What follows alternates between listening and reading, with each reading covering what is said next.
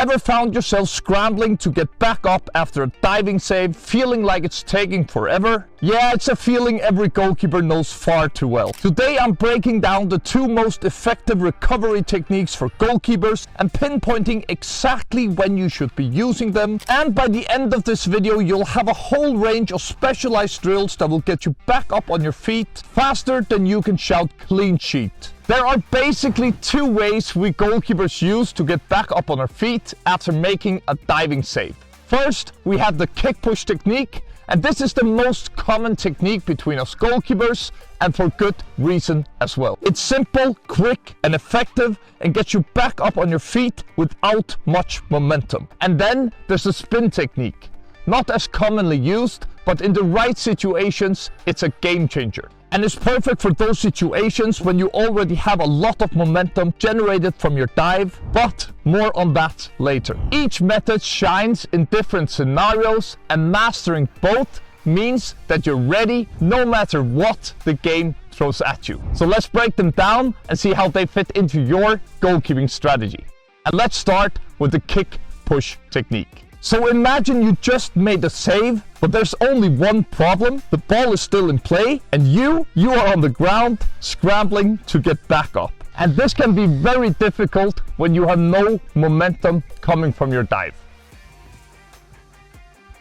And one common mistake I notice a lot is goalkeepers trying to get back up by throwing both legs into the air after diving.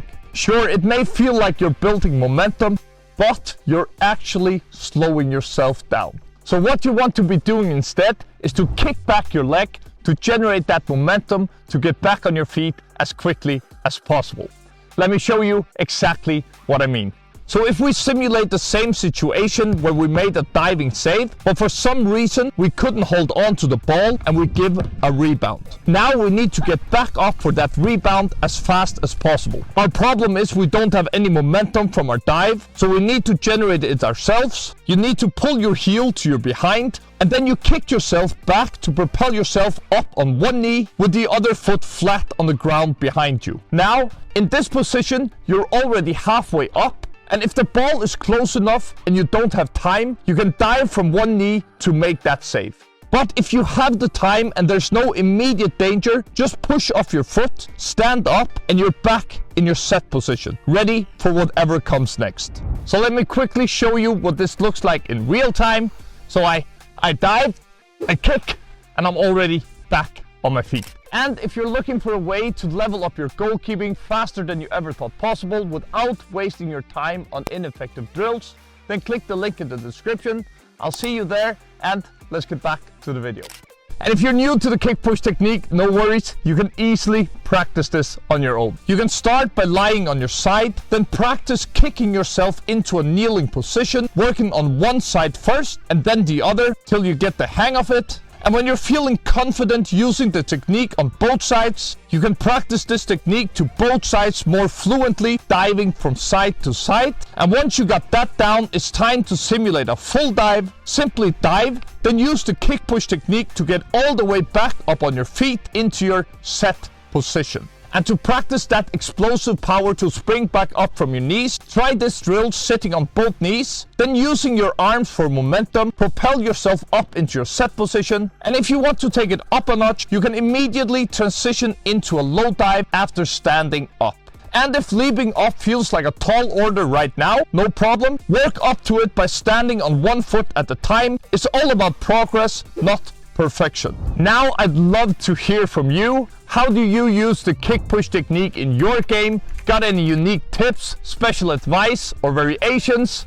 Please comment them down below. Sharing is caring, and that's how we all grow stronger together. So now that you know everything there is to know about the kick push technique, what about those times when we find ourselves fully extended and we have a lot of momentum generated from a dive?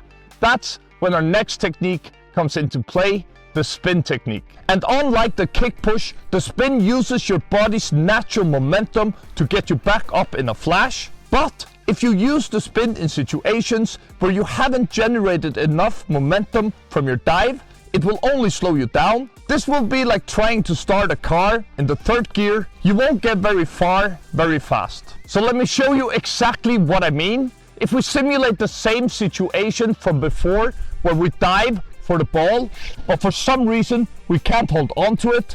Now that we're fully stretched, our legs will naturally come over our bodies, and instead of fighting it, go with it and use this momentum to get back on your feet. And obviously doing this in slow motion is really difficult. So let me show you what it looks like in real time. So I dive, I roll, and I'm already back in my set position. See how using the momentum from your legs not only gets you up quicker, but also puts you right back in the game, set and ready to face the next shot. And the best part is, just like the kick push technique, you can easily practice the spin technique all by yourself.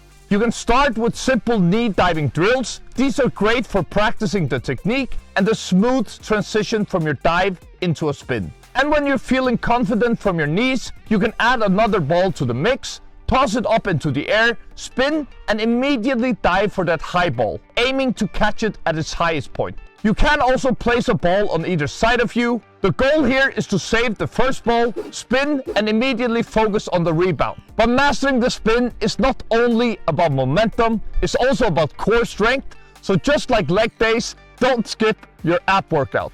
And to tailor these core exercises, especially for goalkeepers, all you need is a ball and a wall. And this is not only great for your abs, but it also works on your handling skills. Combining your ab workout with handling drills is a really smart way to train your core strength. Alright, so a quick recap of the two techniques. Use the kick push when your dive doesn't give you much momentum and you need to get back up quick.